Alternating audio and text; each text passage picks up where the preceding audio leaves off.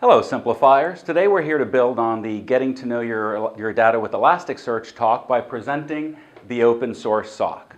So in our first talk we kept the components very generic to discuss the theory and the principle behind collecting data into Elasticsearch on your network.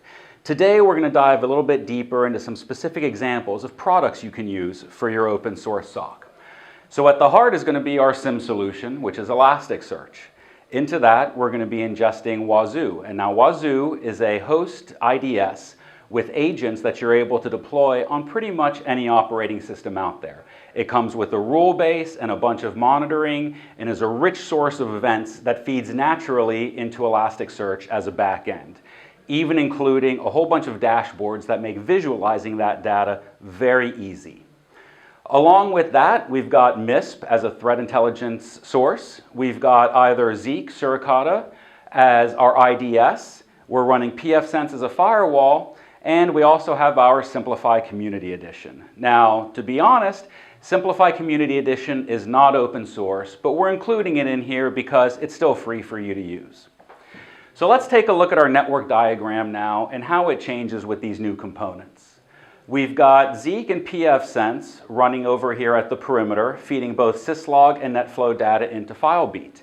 And the beautiful thing is that there is already a Zeek module for FileBeat, which will normalize all of our data into the ECS format.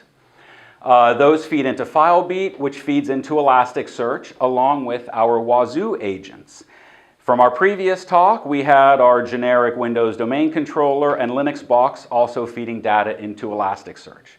Now, it's important to remember that Elasticsearch, at its heart, is really an event store, and there needs to be a way to differentiate alerts from events. And there's various ways to do that. You can either have an index, which is purely alerts. Maybe you have a watcher rule set up, or maybe you have a source of data where all of the information being pushed into the index is of value to you and is considered an alert, in which case your connector query to your source solution would be take in everything. The other option is if there is a specific field within the data, something like event risk score, and you define a threshold. I'd like to pull in everything that has a value greater than 4.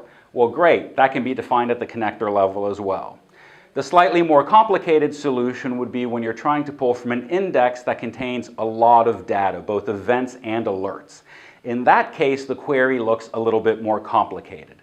What I like to do there is actually use a negation query. And what I mean by that is instead of specifying in my search what it is that I want, I tend to specify what it is that I don't want.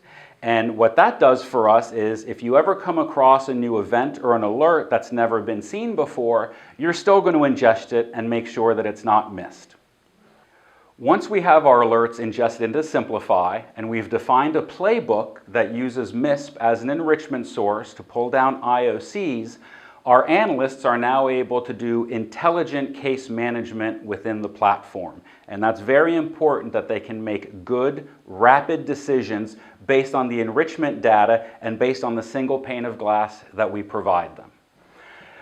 Obviously, this is a lot of products, not all of which are necessary in your environment, but if you do see either on the HIDs, NIDs, firewall, agents, wherever you see a gap in your infrastructure, I strongly recommend considering some of these products as they provide a lot of value at no cost to you. Thank you so much for joining us today.